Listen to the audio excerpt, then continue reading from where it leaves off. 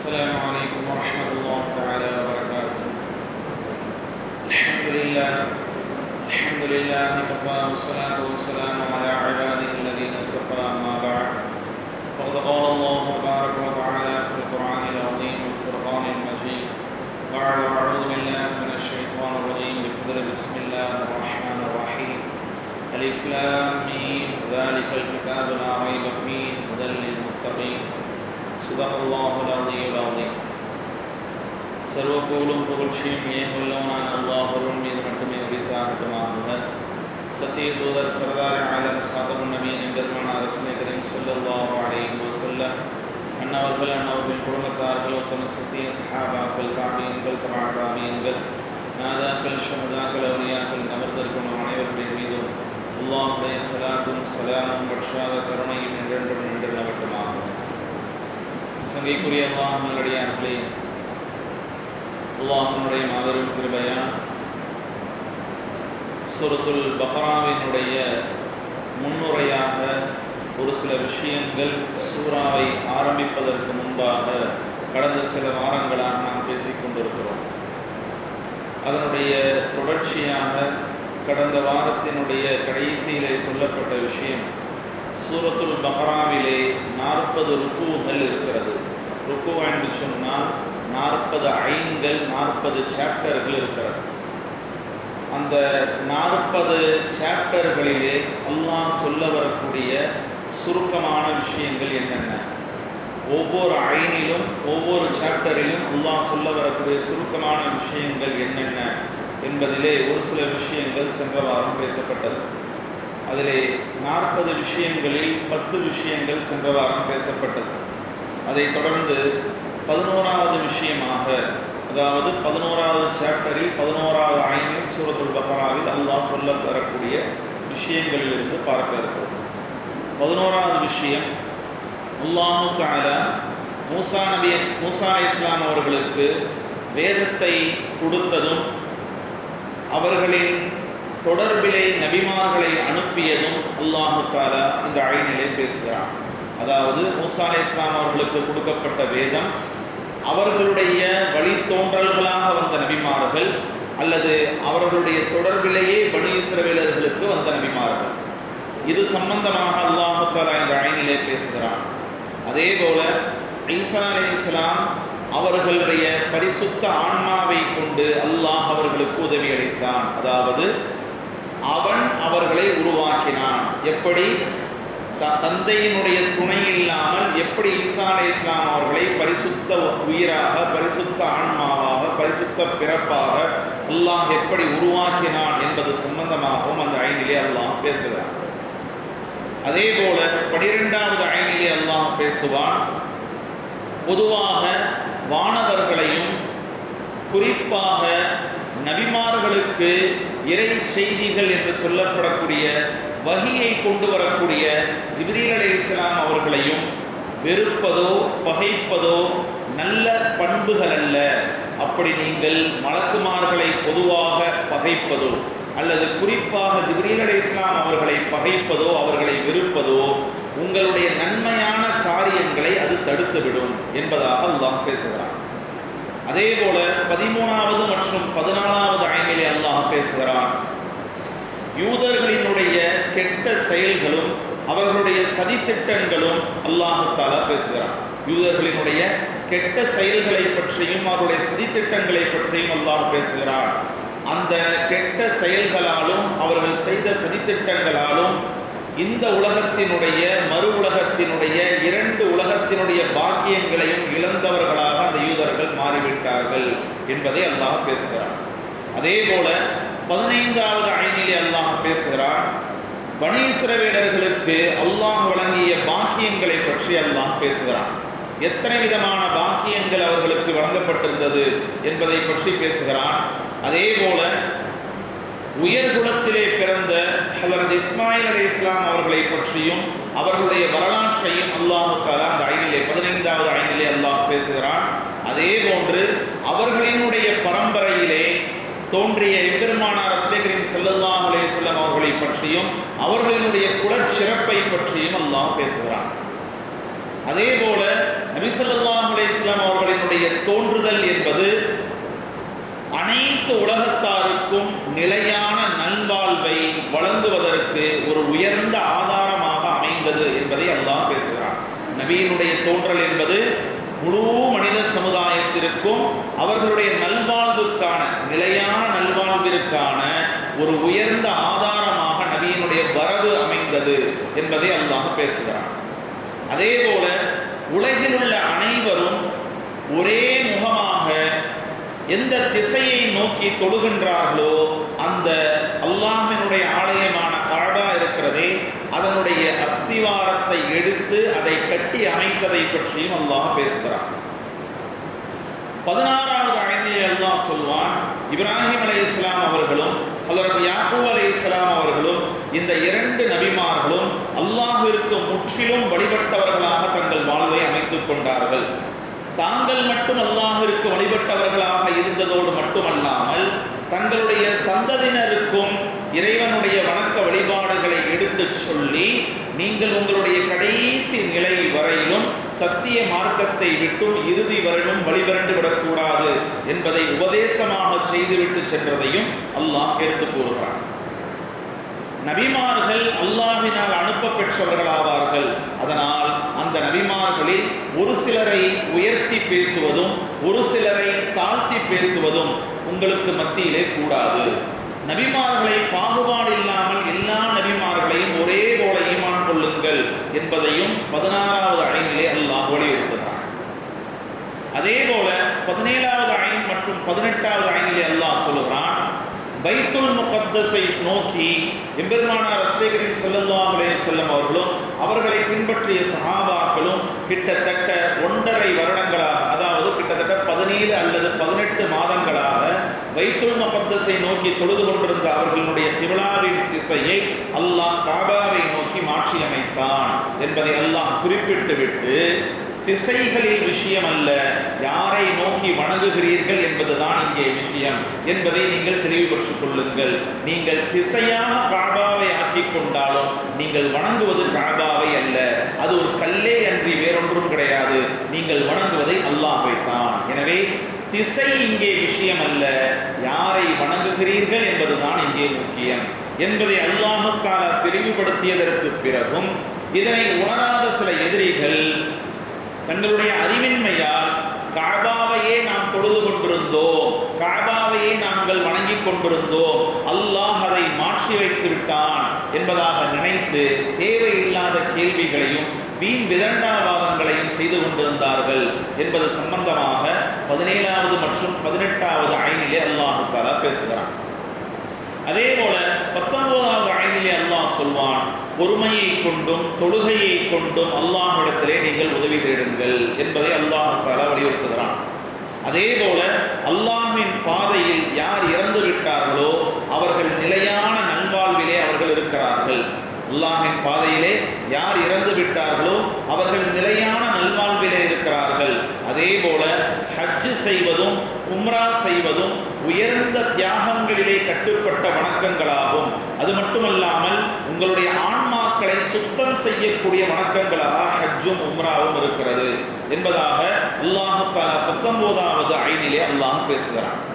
அதே போல 20வது ஆயத்திலே அல்லாஹ் சொல்வான், அல்லாஹ்வினுடைய உயரிய தன்மைகளையும் அல்லாஹ்வினுடைய உயர்ந்த பண்புகளையும் நீங்கள் அறிந்து உணர்வது அல்லாஹுடன் நெருங்கிய தொடர்பை உண்டாக்கி அவனது அன்பை பெற்றுத்தரக்கூடிய சாதனமாக உங்களுக்கு அமையும். அதாவது அல்லாஹ்வினுடைய தன்மைகள் என்ன என்பதை விளங்கி அல்லாஹ்வினுடைய பண்புகள் என்ன என்பதை நீங்கள் முழுமையாக அறிந்து உணர்ந்தால் நீங்கள் கொஞ்சம் கொஞ்சமாக அல்லாஹ்வை நெருங்குவதற்கு அதுவே உங்களுக்கு வழியாக அமையும், பாதையாக அமையும் என்பதை 20வது ஆயத்திலே அல்லாஹ் தெளிவுபடுத்துவான். அதே போல 21வது ஆயத்திலே அல்லாஹ் சொல்வான், பூமியில் நல்லவைகளை உபயோகிப்பதும், அதாவது மனமான பொருட்களை உபயோகிப்பதும், அதே போன்ற அருவருக்கத்தக்க பொருட்களை உங்களை விற்றும் அகற்றி விடுவதும் தான் ஷைத்தானுடைய வழியில்.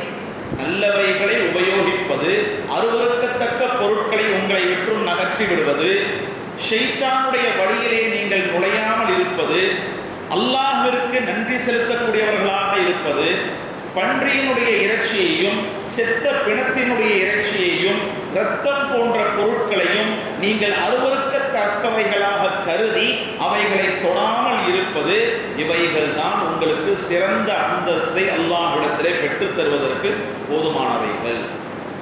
மனமான விஷயங்களை உபயோகிப்பது, அருவருக்கத்தக்க விஷயங்களை தவிர்த்து கொள்வது, அல்லாஹ்விற்கு நன்றி செலுத்துவது, ஷைத்தான் உங்கள் பாதையிலே நுழைந்து விடாமல் நீங்கள் அவன் பாதையிலே நுழைந்து விடாமல் உங்களை பாதுகாத்துக் கொள்வது, பன்றியினுடைய இறைச்சி செத்த பிராணியினுடைய இறைச்சி இரத்தம் போன்றவைகளை நீங்கள் உட்கொள்ளாமலும் தொடாமலும் அவைகளை விட்டு தவிர்த்திருப்பது தான் உங்களுக்கு சிறந்த வழிகாட்டுதலாக இருக்கும், சிறந்த அந்தஸ்தை பெற்றுக் கொள்வதற்கு போதுமானவையாக இருக்கும் என்பதை அல்லாஹ் தஆலா சொல்லித் தருகிறான். அதே போல இப்படி நீங்கள் இருப்பதுதான் மறுமையில் உங்களுக்கு நலவையும் பெற்றுத்தரும் என்பதை இந்த 21வது ஆயத்திலே அல்லாஹ் சொல்கிறான்.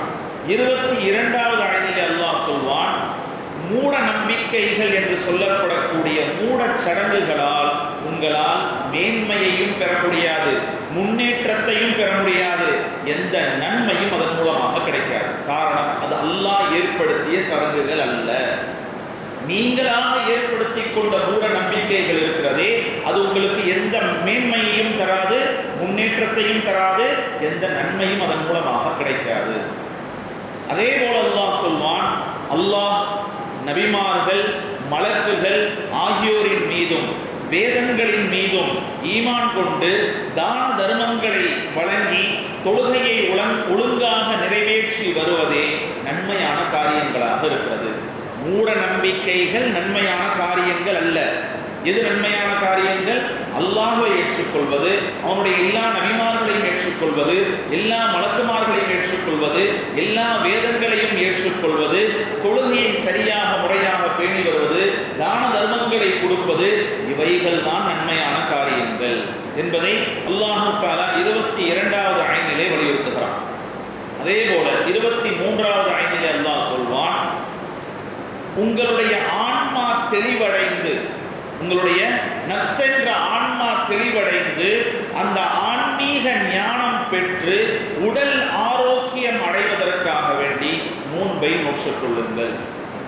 உங்களுடைய ஆன்மா தெளிவடைவதற்காக வேண்டியும் அந்த ஆன்மாவிலே ஞானம் பெற்று உங்களுக்கு உடல் ஆரோக்கியம் கிடைப்பதற்காக வேண்டியும் நீங்கள் நோன்பை நோற்றுக் கொள்ளுங்கள்.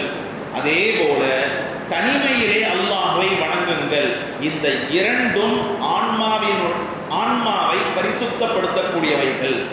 நோன்பு நோற்பதும் தனிமையிலே அல்லாஹ்வை வணங்குவதும் உங்களுடைய ஆன்மாவை பரிசுத்தப்படுத்தக்கூடிய சிறந்த சாதனங்கள் என்று அல்லாஹ் கூறுகிறான்.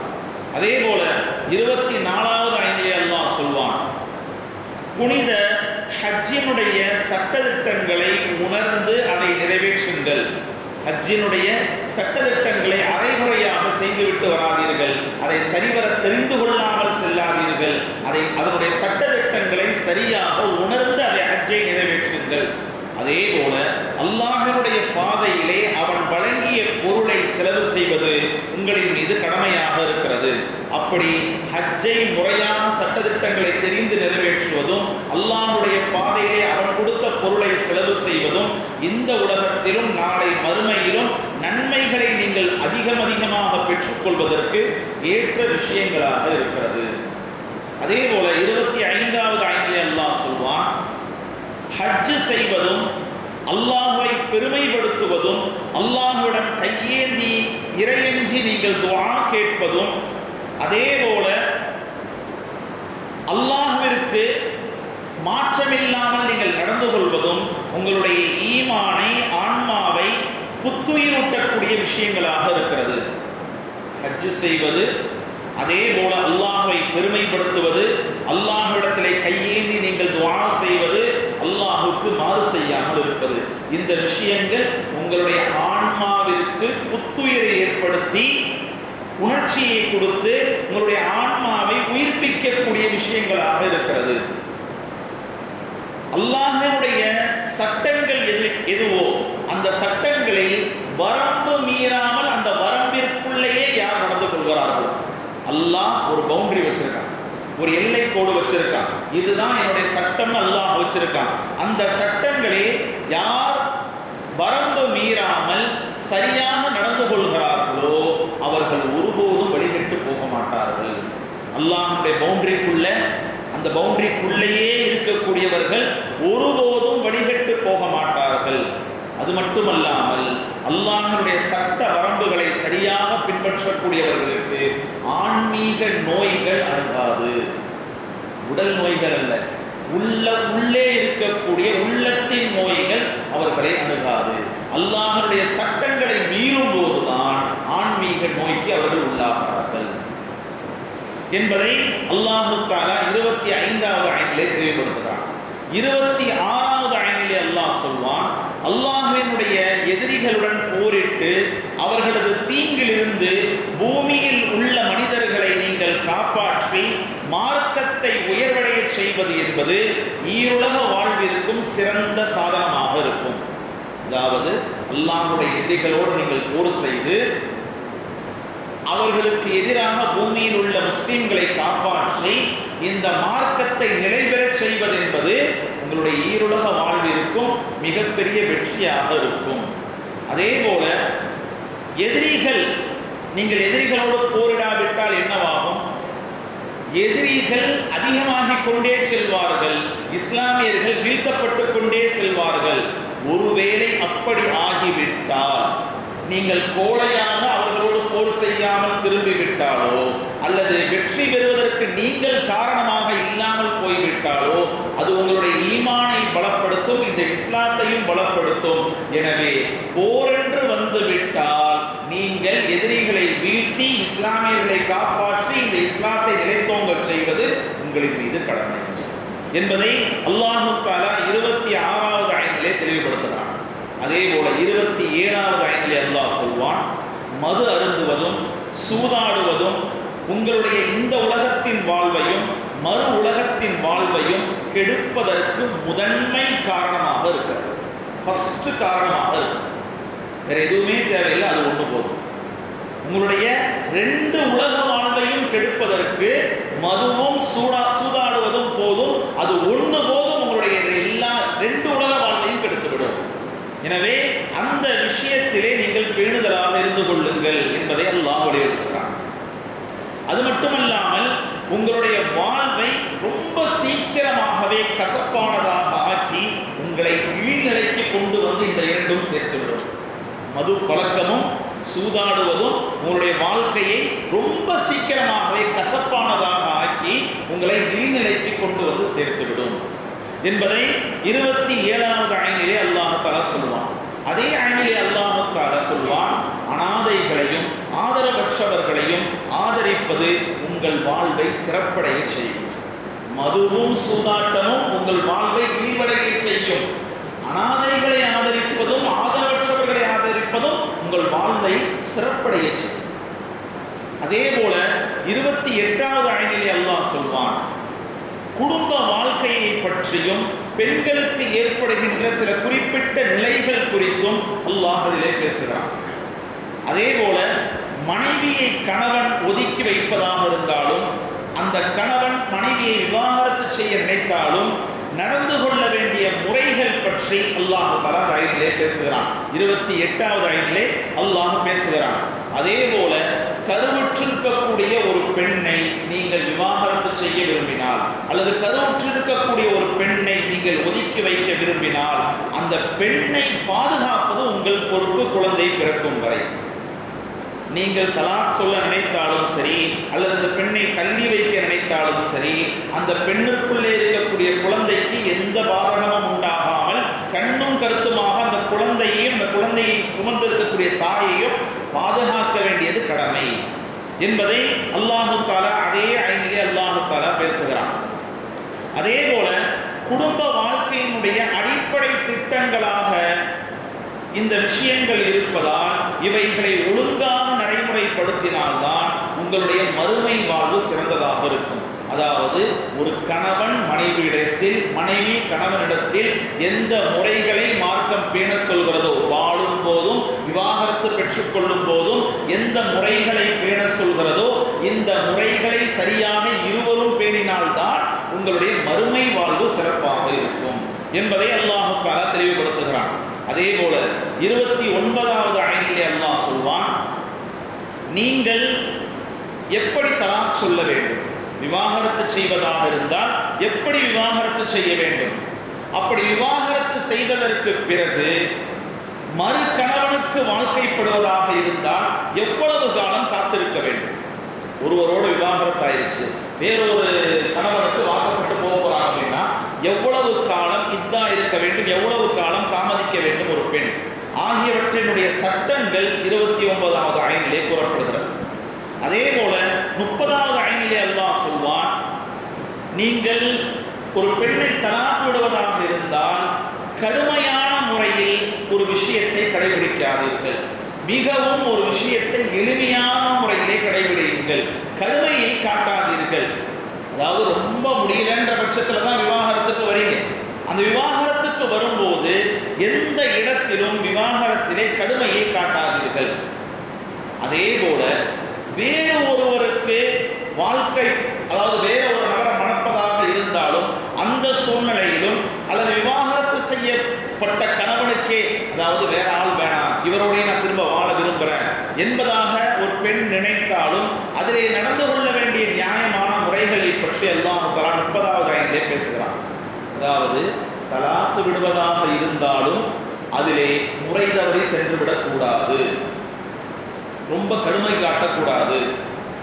அடுத்த கணவனிடத்திலே ஒரு பெண், அடுத்த கணவனை ஒரு பெண் திருமணம் செய்து கொள்வதாக இருந்தால், இந்த கணவனோட விவாகரத்து ஆயிடுச்சு இன்னொருத்தர் திருமணம் செய்வதாக இருந்தாலும் அந்த கணவனிடத்திலே திருமணம் செய்து கொள்வதற்கு என்னென்ன நிபந்தனைகள் எல்லாம் வேண்டும் என்பதையும் பேசுகிறான். அல்லது அந்த கணவன்லாம் வேணாம், யாரோட ஏற்கனவே வாழ்ந்தனும் அவர்கிட்ட நான் திரும்ப வாழணும்னு விரும்புகிறேன்னு சொன்னா இதுக்கு என்ன விதிமுறைகள், இதையும் அல்லாஹ் பேசுகிறான். அதே போல ஒரு குழந்தையை பெற்றதற்கு பிறகு அந்த குழந்தைக்கு பாலூட்டுவதற்காக வேண்டி முன்வரக்கூடிய செவிலி தாய்கள், இப்போ அந்த நடைமுறை கிடையாது. ஆனால் ஆரம்பத்தில் இருந்துச்சு, குழந்தைகளுக்காக வேண்டி தாய்மார்கள் பாலூட்டுவது கிடையாது, செவிலி தாய்மார்கள் பாலூட்டுவார்கள். ஆனால் உண்மையான நிலவரம் என்னன்னு சொன்னால், செவிலி தாய்மார்களுடைய விஷயத்தை இப்போ கூட நடைமுறைப்படுத்தணும்னு பெண்கள் நினைச்சா நடைமுறைப்படுத்தணும். ஏன்னா பாலூட்டுவது பெண்ணின் மீது கடமையே கிடையாது, மார்க்கம் கடமையாகவும் கிடையாது. மார்க்கம் கடமையாக்கலை, நம்ம தான் அவங்க மேலே கடமைன்னு நினச்சிக்கிட்டு இருக்கோமே தவிர இன்னைக்கு வரைக்கும் மார்க்கம் அது கடமையாகவே இல்லை. அவங்க விருப்பத்தின் அடிப்படையில் போனால் போது தான் பால் கொடுக்குறாங்களே தவிர அது கடமை கிடையாது. அவங்க என்னால் முடியாது அப்படின்னு சொன்னால் ஒரு செவிலித்தாயை ஏற்படுத்தணும். ஆனால் அந்த மாதிரி இன்னைக்கு யாரும் தயாராகிறதில்லை, அப்படி ஒரு சூழல் கிடையாது, அடிமைத்தனம் இன்னைக்கு கிடையாது. அன்றைக்குள்ள சூழ்நிலையில் ஒருவர் உங்களுடைய குழந்தைகளுக்காக வேண்டி பாலூட்ட முன்வருகிற போது அப்படிப்பட்ட செவிலி தாய்களுக்கு செலவு செய்வதற்காக வேண்டியும் ஒரு கணவன் முன்வர வேண்டும், அதுவும் அவன் மீது கடமை. பொதுவாக ஒரு மனைவி என்று இருக்கிற போது அந்த மனைவிக்கு உண்டான உணவு, உடை, இருப்பிடம் இது போன்ற அளவுகோலையும் உங்களுக்கு மார்க்கம் நிர்ணயித்திருக்கிறது என்பதை பற்றியும் அல்லாஹ் தஆலா அந்த 30வது ஆயத்திலே அல்லாஹ் தஆலா பேசுகிறான். அதே போல கணவன் இறந்து விட்டால் ஒரு மனைவி நடந்து கொள்ள வேண்டிய நடைமுறைகள் என்ன, எவ்வளவு காலம் இதா இருக்கணும், யாரை பார்க்கலாம், யாரை பார்க்கக்கூடாது, எப்படி நடந்து கொள்ளணும், எப்படி இருக்கணும், இந்த மாதிரியான விஷயங்கள் கணவன் இறந்ததற்கு பிறகு ஒரு பெண் நடந்து கொள்ள வேண்டிய முறைகளை பற்றி 30வது ஆயத்திலே அல்லாஹ் பேசுகிறான். அதே போல 31 மற்றும் 32வது ஆயத்துகளிலே அல்லாஹ் சொல்வான், வீட்டினுடைய நிர்வாகம், குழந்தைகளை பராமரிப்பது, நாட்டினுடைய நிர்வாகம், அரசியல் அமைப்பு முதலிய எல்லா விஷயங்களையும் எப்படி இருக்க வேண்டும் என்பதை பற்றி தெளிவாக இந்த 2 ஆயத்திலும் அல்லாஹ் பேசுகிறான். 31 மற்றும் 32 இந்த 2 ஆயத்துகளிலும் வீட்டு நிர்வாகம், நாட்டு நிர்வாகம், குழந்தைகளின் பராமரிப்பு, அரசியல் அமைப்பு, இந்த 4 விஷயங்களையும் அல்லாஹ் தெளிவாக பேசுகிறான். அதே போன்று 33வது ஆயத்திலே அல்லாஹ் தஆலா தாலூத் என்னும் அரசன், தாலூத் என்ற அரசர் ஜாலூத் என்ற கொடியவனை கொன்றது சம்பந்தமாக அல்லாஹ் பேசுகிறார். அந்த சம்பவத்தில் தான் தாவூத் அலைஹிஸ்ஸலாம் உள்ள என்ட்ராவாங்க. கொன்றது சம்பந்தமாக அல்லாஹ் பேசுகிறான். அதே போல அதே ஐனிலே அல்லாஹ் தஆலா பனி இஸ்ராயேல் சந்ததிகளினுடைய அவர்களுடைய ஆட்சி இதற்கு பிறகு முற்றுப்புள்ளி வைக்கப்பட்ட ஆட்சி மீண்டும் மறுமலர்ச்சி பெற்றது என்பதை பேசுவார். அதாவது இந்த ஜாலூத் என்ற கொடியவன் கொல்லப்படும் வரையிலும் பனி இஸ்ரவேலர்களினுடைய ஆட்சி என்பது மங்கிய நிலையிலே இருந்தது. அவனை கொண்டதற்கு பிறகு மீண்டும் பனி இஸ்ரவேலர்களுடைய ஆட்சி மறுமலர்ச்சி பெற்றது என்பதை இந்த ஐனிலே அல்லாஹ் தஆலா பேசுவான். அவர்களுக்கு பனி இஸ்ரவேலர்களுக்கு அவருடைய ஆட்சி நீட்டி கொடுக்கப்பட்டதற்கு பிறகும் மீண்டும் கொடுக்கப்பட்டதற்கு பிறகும் அவர்களுடைய நன்றி கெட்ட தன்மைகளால் அவர்களுக்கு பற்பல சோதனைகள் இறக்கப்பட்டது என்பதையும் அதே ஐனிலே அல்லாஹ் பேசுகிறான். அதே போல 34வது ஐனிலே அல்லாஹ் சொல்வான், அல்லாஹ் ஒருவன், அவன் நிலையானவன், அவனுக்கு ஆரம்பமும் கிடையாது, அவனுக்கு முடிவும் கிடையாது. ஆட்சி பொறுப்பில் அயர்ந்து அசர்ந்து விடாதவன். அப்படின்னா என்ன அர்த்தம்? இது வரைக்கும் இத்தனை வருஷமா ஆட்சியில இருந்ததுனால அல்லாஹ் என்னைக்குமே டயர்டானதும் கிடையாது, அவன் வேலையை செய்யாம இருந்ததும் கிடையாது. இன்றைக்கு பணம் சம்பாதிப்பதில் காட்டப்படக்கூடிய ஒரு விஷயம், ஒரு அதிகாரத்திலே அந்த போதை, அதிகாரம் இருக்கிறது, அந்த புகழ் இருக்கிறது, அந்த போதைக்கு அடிமையாகக்கூடிய தலைவர்கள் மக்களுக்கு செய்ய வேண்டும் என்ற விஷயத்திலே ஒரு விஷயத்தை செய்து மறு விஷயத்திலே அயர்ந்து விடுகிறார்கள், தயாராக. ஆனா அல்லாஹ் அன்றிலிருந்து இன்று வரை கியாமத் நாள் வரை ஆட்சி பொறுப்பில் இருக்கிறான். இதுவரையிலும் அவன் தயாரானதும் கிடையாது, அவன் தன்னுடைய கடமைகளை செய்யாமல் இருந்ததும் கிடையாது. அப்படிப்பட்ட ஒரு ஆட்சியாளனாக அல்லாஹ் மட்டுமே இருக்கிறான். அது மட்டுமல்லாமல் அல்லாஹினுடைய ஆதிக்கம் என்பது வானம் மற்றும் பூமி அந்த இரண்டிற்கும் மத்தியில் எதுவெல்லாம் இருக்கிறதோ அத்தனையிலும் அவனுடைய ஆட்சி சூழ்ந்திருக்கிறது. அதே போல அவனுடைய அறிவையும் அவனுடைய வர்ணனைகளையும் படைப்புகள் யாருமே முழுமையாக அறிந்து கொள்ள முடியாது. அவன் எப்படிப்பட்டவன், எங்க இருக்கிறான், என்ன பண்றான் என்பதை படைப்புகளில் யாரும் முழுமையாக அறிந்து கொள்ள முடியாது. இத்தகைய வல்லமை மிக்க அல்லாஹ் தான் அனைத்து உலகத்தையும், அதாவது இந்த அளவுக்கு வானம் அதே போல வானம் பூமி இந்த இரண்டுக்கும் மத்தியில உள்ள அத்துணை விஷயங்களுக்கும் ஆட்சியாளனாக அவன் இருப்பதால் அவன் என்ன செய்யறான், எங்க இருக்கிறான், எப்படி இருக்கிறான்றது எதுவுமே நம்மளால தெரிந்து கொள்ள முடியாததால இந்த அளவுக்கு வல்லமை உள்ள அல்லாஹுக்கு இந்த அளவுக்கு உள்ள இடம் மட்டும் கிடையாது, இதை விட பெரிதான இடத்தையும் ஆள்வது என்பது அவனுக்கு சிரமமான காரியம் கிடையாது, அவனுக்கு பெரிய கஷ்டம் கிடையாது என்பதை அல்லாஹ் தஆலா இந்த ஐனிலே தெரிவிக்கிறான். அதே போல இஸ்லாத்தை ஏற்றுக்கொள்ளக்கூடிய விஷயத்தில் யாரையும் நீங்கள் வற்புறுத்தாதீர்கள் என்பதை ஆதாரத்தோடு அந்த 35வது ஐனிலே அல்லாஹ் சொல்றான். யாரையும் வற்புறுத்தாயப்படுத்தி இழுத்து வராதீங்க. இன்னைக்கு நிறைய பேர் இழுத்துட்டு வந்ததுனால தான் இஸ்லாத்துக்கே வராங்க, நிறைய பேர் இழுத்துட்டு வந்ததுனால தான் இஸ்லாத்துக்கே வராங்க. அதனால யாரையும் இழுத்துட்டு வராதீங்கன்னு அல்லாஹ் சொல்றான். அதற்கு பிறகு 35வது ஐனிலே அல்லாஹ் சொல்வான், இறந்து மக்கி போனவற்றை மீண்டும் உயிர்கெடுத்து எழுப்பக்கூடிய சக்தி அல்லாஹுக்கு இருக்கிறது என்பதை உணர்த்தி காட்டுவதற்காக வேண்டி அல்லாஹ் தஆலா இப்ராஹிம் அலைஹிஸ்ஸலாம் அவர்களுக்கு 4 பறவைகளின் மூலமாக தன்னுடைய அத்தாட்சியை எடுத்து காண்பித்தான். இறந்தவர்களை அல்லாஹ் எப்படி மீண்டும் உயிர்ப்பிக்கிறான் என்ற தன்னுடைய சக்தியை வெளிப்படுத்தி காட்டுவதற்காக வேண்டி இப்ராஹிம் அலைஹிஸ்ஸலாம் அவர்களுக்கு 4 பறவைகளை பிடிக்க சொல்லி அந்த 4 பறவைகளின் மூலமாக அவைகளை இறக்கச் செய்து அவர்களுடைய இறைச்சியை பரவ வைத்து அதற்கு பிறகு அல்லாஹ் தஆலா எப்படி உயிர்ப்பித்தான் என்பதை அந்த 35வது ஐனிலே அல்லாஹ் தஆலா குறிப்பிட்டு காட்டுகிறான். அதே போல அதே ஐனிலேயே உசைர் அலைஹிஸ்ஸலாம் அவர்கள், உசைர் அலைஹிஸ்ஸலாம் என்ற நபியை ஒரு குறிப்பிட்ட காலம் வரையிலும் அவர்களை மரணித்த நிலையில் தூங்கச் செய்து அதற்கு பிறகு அவர்களை உயிர் கொடுத்து எழுப்பியதையும் அதே 35வது ஐனிலே அல்லாஹ் தஆலா குறிப்பிட்டு காட்டுகிறான். 36வது ஐனிலே தான தர்மம் செய்வதும் அந்த தான தர்மங்களை சொல்லி காட்டாமல் இருப்பதும் அதே போல அல்லாஹ்வின் பாதையிலே மனமுவந்து செலவு செய்வதும், அப்படி நீங்கள் அல்லாஹ்வுடைய பாதையிலே மனமுவந்து செலவு செய்தால் உங்களுடைய பொருளாதாரத்திலே அபிவிருத்தி என்பதையும் அல்லாஹு தஆலா 36வது ஆயத்திலே அல்லாஹு தஆலா குறிப்பிட்டு காட்டுகிறான்.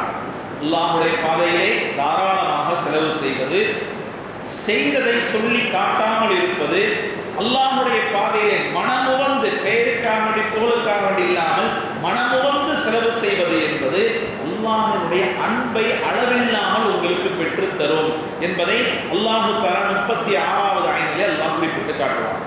அதே போல 37வது ஆயத்திலே அல்லாஹ் சொல்வான், நீங்கள் உங்களுக்கு எதை விரும்புகிறீர்களோ அதையே பிறருக்கும் வழங்க வேண்டும் என்பதை அல்லாஹ் குறிப்பிட்டு காட்டுவான். நீங்கள் எதை விரும்புகிறீர்களோ அதையே பிறருக்கும் வழங்க வேண்டும் என்பதையும், அதே போன்று நல்லதை செய்பவர்களை யார் தடுக்கிறார்களோ, ஒரு நல்ல காரியம் செய்கிறவங்கள யார் தடுக்கிறார்களோ அவன் ஷைத்தான் ஆவான். நல்லதை செய்பவர்களை தடுப்பவர்கள் ஷைத்தான்கள் ஆவார்கள். அதே போல ஞானம் வழங்கப்பட்டவர்கள் தான் நன்மை வழங்கப்பட்டவர்கள். அதாவது ஒரு நல்லதை செய்யணுன்ற ஞானமும் அறிவும் யாருக்கு இருக்கோ உண்மையிலே அவர்கள் தான் அல்லாஹ்வினால் நன்மை செய்வதற்காக வேண்டி அனுப்பப்பட்டவர்கள். ஒரு நல்ல காரியம் செய்யறதுனா அல்லாஹ்வுடைய உதவி வேணுமா இல்லையா? அப்ப அல்லாஹ்வுடைய உதவி யாருக்கு கிடைக்கும்? யாருக்கு ஞானம் இருக்கிறதோ அவருக்கு அல்லாஹ்வின் உதவி கிடைக்கும்.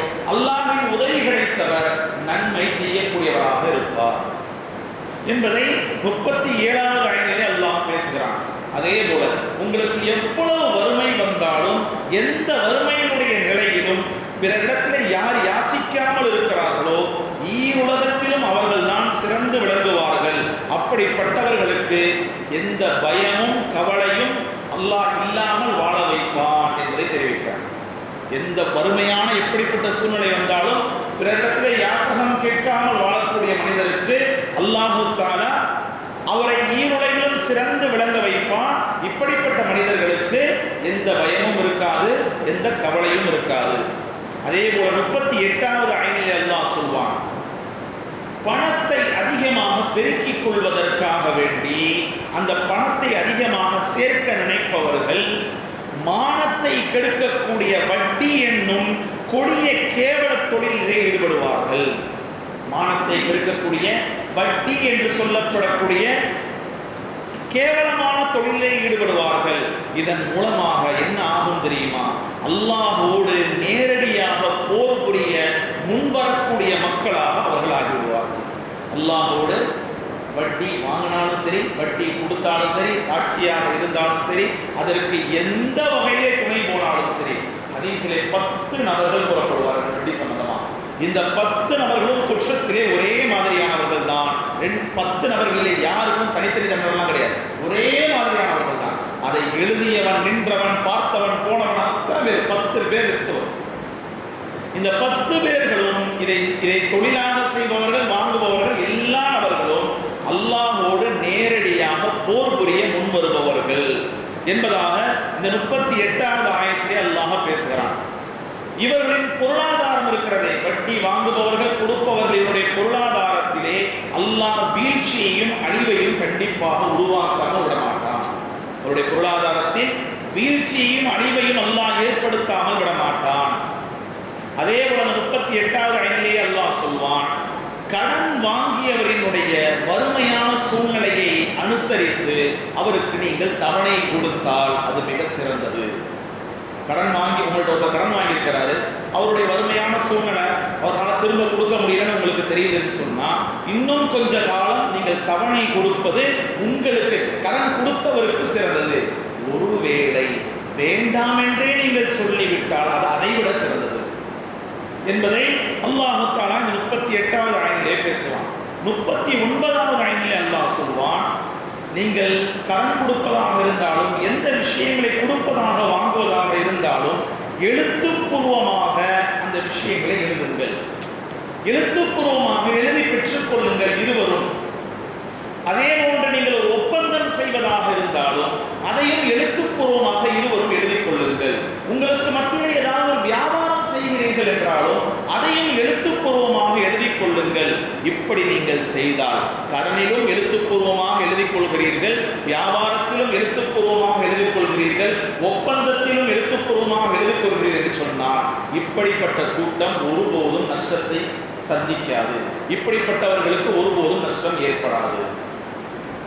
என்று அல்லாஹ் கூறுவான். 39வது ஆயத்திலே கடைசியா 40வது ஆயத்திலே அல்லாஹ் சொல்வான், தவறு செய்வதை தன்னுடைய இயல்பாகவே பெற்றுள்ள மனிதன், தவறு செய்வதை தன்னுடைய இயற்கை குணமாகவே ஆக்கிக் கொண்ட மனிதன் அல்லாஹ்விடம் எப்போதும் தன்னுடைய தவறுக்காக வேண்டி துஆ செய்வதன் மூலம் தொடர்பு கொண்டு தன் தவறுக்காக வேண்டி அல்லாஹ் தன்னை தண்டிக்காமல் இருக்க வேண்டும் என்று கேட்டுக்கொண்டே இருக்க வேண்டும். எப்பயுமே தவறு செய்வத இயற்கை குணமாக ஆக்கிக் கொண்ட மனிதன் தன் தவறுக்காக வேண்டி அல்லாஹ்விடத்திலே கையேந்தி கொண்டே இருக்க வேண்டும். கையேந்தக்கூடிய சூழ்நிலையில் தன்னுடைய தவறுக்காக வேண்டி யா அல்லாஹ் நீ என்னை தண்டித்து விடாதே என்று கேட்டுக்கொண்டே இருக்க வேண்டும். அதிகமாக பாவ மன்னிப்பை அருளுமாறு அல்லாஹ்விடத்தை கேட்டுக்கொண்டே இருக்க வேண்டும். என்னால் தாங்க முடியாத அளவிற்கு உண்டான சுமையை என் மீது சுமத்தி விடாதே என்று கேட்டுக்கொண்டே இருக்க வேண்டும். எங்களுக்கு விரோதிகளை எங்களின் மீது சாட்டி விடாதே, விரோதிகளுக்கு எதிராக எங்களுக்கு உதவி செய் என்று அல்லாஹ்விடத்திலே மாமுருகி கேட்டுக்கொண்டே இருக்க வேண்டியது ஒவ்வொரு முஸ்லீமின் மீதும் கடமையாகும் என்பதை அல்லாஹ் தஆலா 40வது ஆயத்திலே தெளிவுபடுத்துவார். கண்ணியத்திற்குரிய அல்லாஹ் நல்லடியார்களே, முன்னுரையாக சூரத்துல் பக்ராவினுடைய ஒரு சில விஷயங்கள் கிட்டத்தட்ட 4 வாரங்களாக பேசப்பட்டிருக்கிறது. இன்ஷா அல்லாஹ் அடுத்த வாரம் அலிஃப் லாம் மீம் என்பது நம்முடைய விளக்கமாக இன்ஷா அல்லாஹ் அடுத்த வாரம் பேசப்படும். எந்த விஷயங்கள் நமக்கு மத்தியிலே பேசப்பட்டதோ அந்த பேசப்பட்ட விஷயங்களை செவியேற்றதை போலவே விளங்கி செயல்படக்கூடிய தௌஃபீக்கை அல்லாஹ் தஆலா முதல் எனக்கு உங்களுக்கு புரிவானாக. வாஹிரானா அல்ஹம்துலில்லாஹி ரப்பில் ஆலமீன். آمين. الحمد لله رب العالمين. اللهم صل على سيدنا نبينا مولانا محمد وبارك وسلم عليه. ربنا ظلمنا انفسنا وان لم تغفر لنا وترحمنا لنكونن من الخاسرين. ربنا اصرف عنا عذاب جهنم ان عذابها كان غراما وانها ساءت مستقرا ومقاما. ربنا اننا آمنا فاغفر لنا ذنوبنا وقنا عذاب النار. ربنا اغفر لي ولوالدي وللمؤمنين يوم يقوم الحساب. ربنا آتنا في الدنيا حسنة وفي الآخرة حسنة وقنا عذاب النار. صلى الله تعالى وسلم على خير خلقه سيدنا محمد وآله وأصحابه أجمعين. سبحان ربك رب العزة عما يصفون وسلام على المرسلين والحمد لله رب العالمين. صلى الله